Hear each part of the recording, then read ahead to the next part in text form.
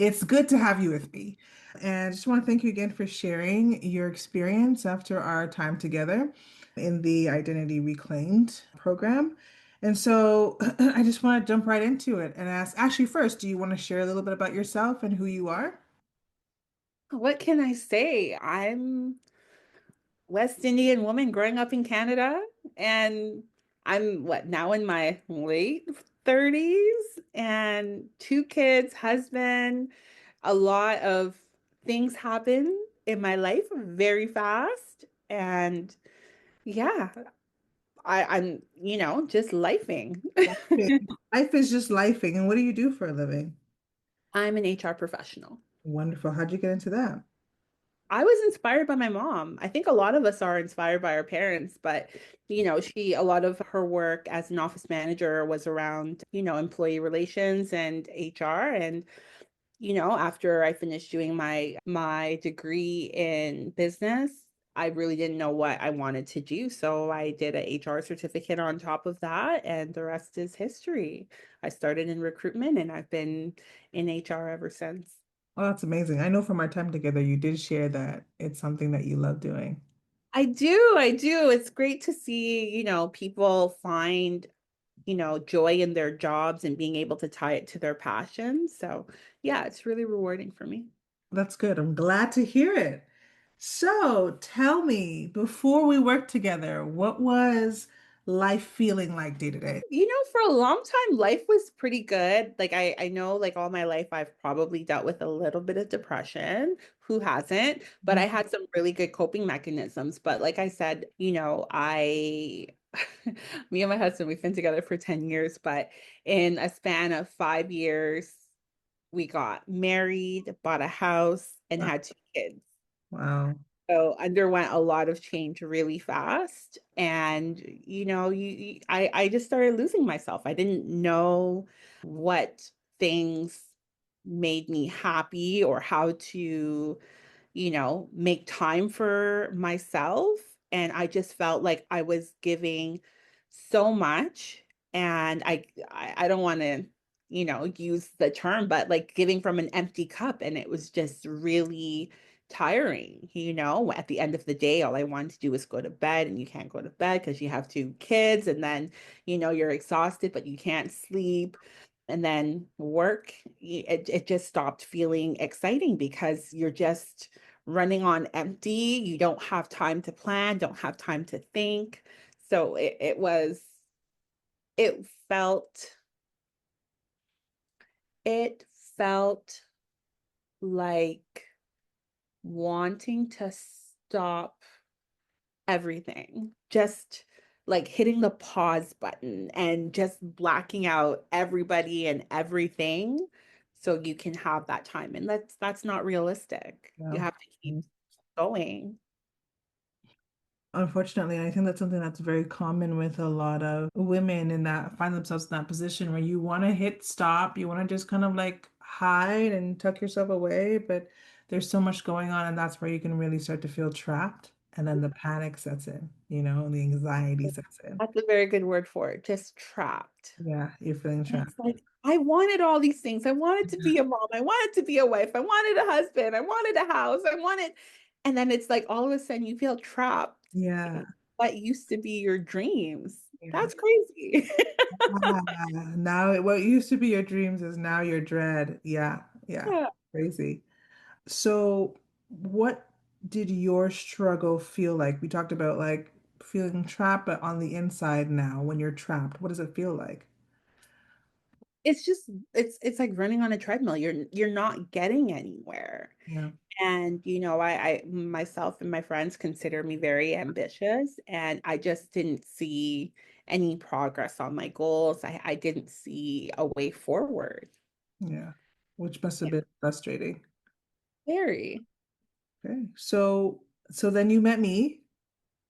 Yes, honestly, I feel like I had just had a breakdown, and I was very anxious and like just crying all the time, very upset.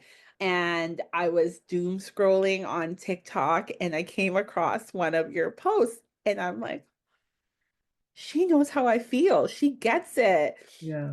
And then you had a couple lives, and I was like, I'm like, let me just join the live and see what she's talking about. And honestly, everything you touched on like just made sense for me. And I've been to therapy before. Being a mom, being a wife, they're looking at things more holistically. And I felt watching your videos and seeing you on live, like she wants me to be good. Not Yes. she's focused on Yes. me. And I just feel like everybody has always been trying to tell me, like, you need to be this person and that person. And that just takes me further away from my identity. Like, how do I, and working with you, or, I didn't know what to expect. I knew that you would bring me some sense of my own identity and getting, no, it was getting my confidence back, is what I had joined for. But then working with you, it was like, I can now see myself in I could see myself in being a mom. I could see myself in being a wife. I can see myself in being a HR professional. Whereas, for a while when everything just felt like it was happening to me, I couldn't figure out what I wanted to do because everybody's telling me, oh, this is how it's supposed to feel. Motherhood's supposed to be a joyful experience. I'm like, well, I'm not sleeping, mother. you know? Yes. So I felt like, I thought I was going to get my confidence back. And I know we had so many sessions where I was just like, okay, so when are you going to snap that button? When am I going to feel it? Like, can we hit the switch now? And you're like, that's not how it works. Yeah. You're like, you're trying to find a way to, you're trying to find your destination, but I'm already there. Yeah. And so it was just kind of like peeling off all of those expectations from other people and figuring out what aligned with me. Yeah. And that felt like the biggest weight was lifted off my shoulders. Wow. Wow. That's amazing. I like rejoicing right now. Like, I don't know how to make that more concise. That's how it felt. That's amazing. Oh, I'm so happy to hear that. Okay, so then what you said you joined for confidence, but then you got more. What was the surprise for you? What was the whoa, okay. Like what were those moments like, or what did they look like for you? I joy for confidence, but what those, like I said, I thought it meant becoming somebody else Hmm.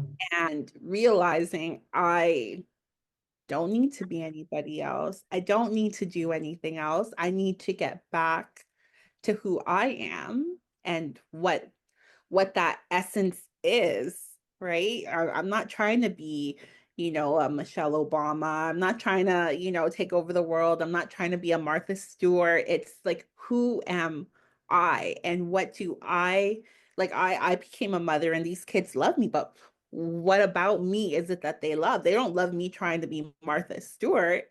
They love me showing up as me. So I think that was the biggest shift for me, that I'm not looking for a destination. There's nowhere I need to get to. I need to go back to who I am. I get it. So it was like the surprise was more, you thought it was a destination, but you realized you were already there. It's just a matter of shifting. There's Yes. no other place to go. There's no other radical transformation that you Yeah, need. it was shifting my perspective from focusing on everybody else's expectations into dialing in and figuring out what is it at the core, Yeah, right? yeah, yeah. Staying up all night with my kids, that doesn't make it, maybe it makes some moms happy, but it doesn't make me happy. Right. So I need to release those things and focus on the things that bring me joy. I Right. love teaching my kids. I love cooking with them because I like cooking. I like, showing them how to, you know, be a respectful person, teaching them how to play together. I don't want to do bath time. We talked a lot about I don't want to stop playing to change diapers. Like, like, that. this. getting not feeling like I'm supposed to or I have to enjoy these things, but actually finding a way to work with my partner so I can do what I love and he can do Yeah, the he rest.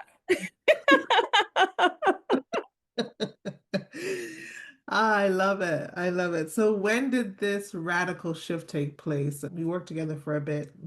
We did. I think we went through two cycles together, is what I'm going to call them.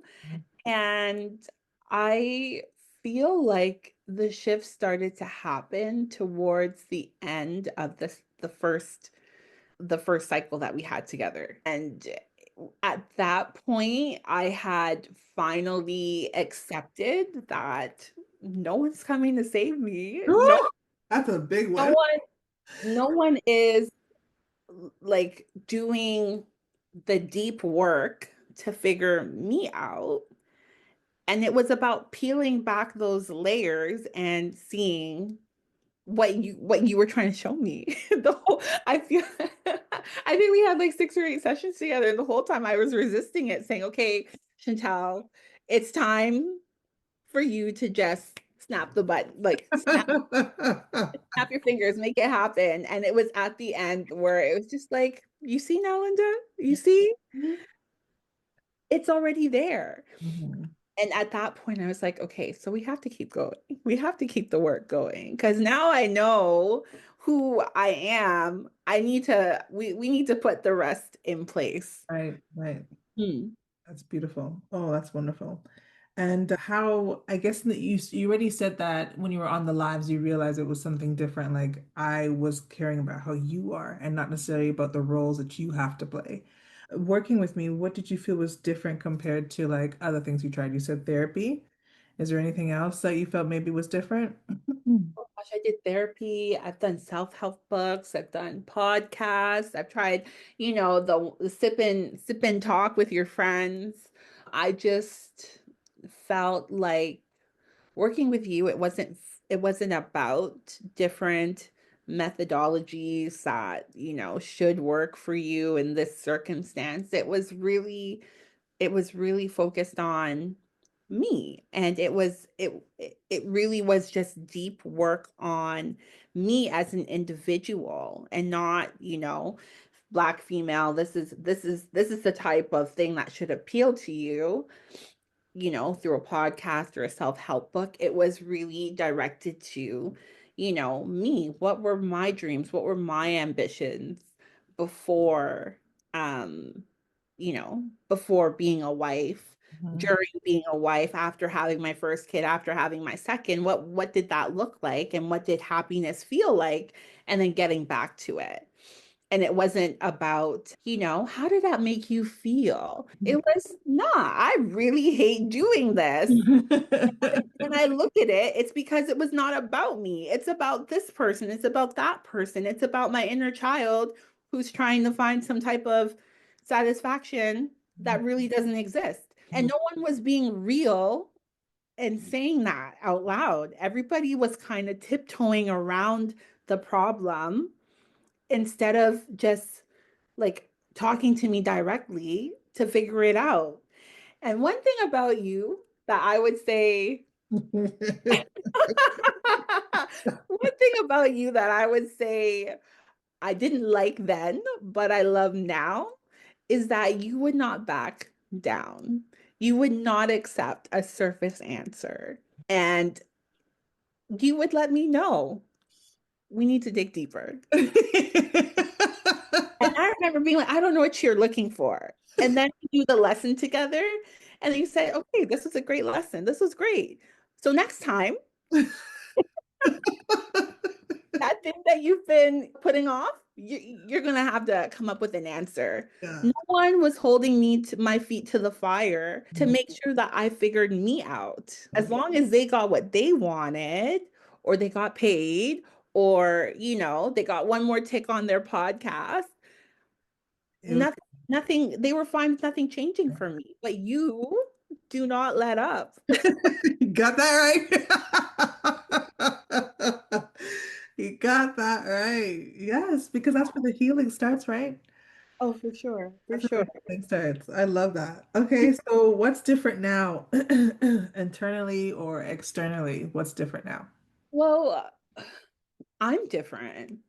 The world is still like I still face the same challenges day to day, but I just feel different in the way that I approach them, the way that I handle it. Like my relationship with my kids is a lot better because they see a happy mommy and not a tired, depressed mommy. Same with my husband, we have a better communication. I don't look crazy when I ask him to do something. And I don't have to ask him 100 times. That's amazing. I have to ask him once. I have to maybe ask him once, put it on the calendar, and he's taking on so much more now. I love that. I'm we don't go to bed angry, we don't have this resentment. And I felt like, the resentment was starting to build up because a lot of the responsibilities were falling on me. But learning about the things that are, I guess, important for me and learning more about what's important for him by just doing the work with you, I feel like we have a better connection and our family is better because of it. I'm No, so happy it with it that. feels really good. Yeah. So I would say those are some of the things that have changed. And also like just setting boundaries. I Mm. felt so uncomfortable before setting boundaries with people. And now I don't even think twice about it. Whew. It's not about them. It really comes down to me. That- And it's like, is this really worth me settling, mm, feeling uncomfortable, mm. going through this process? No. Yeah. So um, we have to have a conversation, right? Yeah, so setting boundaries has become a lot easier for me. Even working with my boss has become a lot easier Love for that. me. And, just feeling comfortable and confident communicating, and it's not being disrespectful. And no one ever takes it that way. Mm. They understand that this is something that I'm expressing because I genuinely am concerned about myself. Exactly. Yeah. That's amazing. I was going to ask you what feels easier or more in your control, but boundaries is it, being able to set those boundaries. And I think that's what a lot of women haven't quite connected, like when it comes to self-worth. It's not that people don't have self-worth, but it's like being able to sense it. So it's like I know what it feels like when I have this space or this freedom or don't have these inconveniences. And guess what? It's not worth it to take this on if it's going to take it away. So understanding your sense of worth makes setting boundaries so much simpler. And of course, that doesn't happen unless you learn first how to love yourself, right? And meet your own needs and know what you require.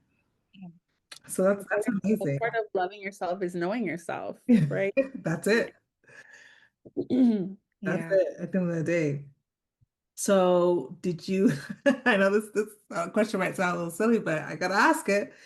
Do you feel that you got what you came for, or is there something deeper that you'd like to also explore? I told you I was looking for the button. I came for this magic button, this magical plan, but no, it definitely went deeper. I feel like I came out of it with like more habits, right? Better habits for managing myself, checking in with myself, taking care of myself, and I don't want to say putting myself first, but just understanding like I have a place in the list of priorities. How to prioritize yourself, yeah. Yeah, Without taking away from your family, without, exactly. neglecting them, but just knowing how to prioritize yourself in that way. Yeah. Yeah, because Yeah. everybody we keep saying, you have to make time for yourself, make time for yourself. And it's like there are only 24 hours in the Yeah. day. Where? How? What are you talking about? Like, Exactly. no. But having yourself within that list of priorities and being able to, it's like I have to spend time with my kids and I know that they need to learn, but like, okay, how can I make that fun? How can that be, enjoyable for all of us, right? So it's taught Exactly. me how to balance those things and make myself a priority. That's amazing. And then, okay, great. If you could put it in like a sentence, like before, this is how I saw myself. Now, this is how I Mm. saw myself. What would you say? Or after. Before coming to Chantel's program, life was a chaotic disaster with no end in sight. After doing the work, I feel like life isn't happening to me and I'm in control and responsible for creating my own happiness. There's no more disaster. I know how everything is gonna be because I control my life and my space and the people that I want around me. So life is not happening to you, it's happening for you. Amen. Yeah. Amen. Yeah. What would you tell someone who's where you used to be? Oh, it's funny. I met up with one of my girlfriends and I haven't seen her in I want to say maybe 10, 15 years. And now she sounds exactly how I did. And Wow. I'm like, girl. Like, I'm like, let me know when you're ready. Sorry, what was the question? What would you tell somebody who is where you used to be? I would tell them like it doesn't have to be this way.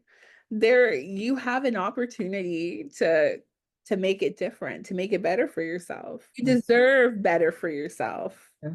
You were designed for better. Absolutely. Yeah. And what are you still excited to grow into next? I'm excited to grow into my dream person and create more opportunities for myself and for my kids.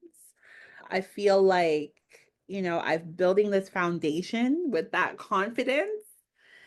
And, I think the next thing is just taking on more, I don't want to say more responsibility. That sounds terrible, but no, but like going after those things, right? Going after doing courses, doing programs, and, putting myself on for different opportunities at work, putting myself on for different opportunities in my community, right? And I think that that's possible because I do know my self-worth. I do know my value and my what I know and how I can go about doing things. And I know that my opinion matters.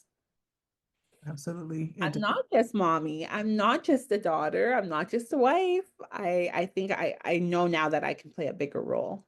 Oh, yes, I love that. I guess this is my last question. What would you tell somebody who's come across my page or what I do and they're hesitant? They're hesitant to reach out and jump on board. What would you tell them? Take a chance. Take a chance. Just do the consultation.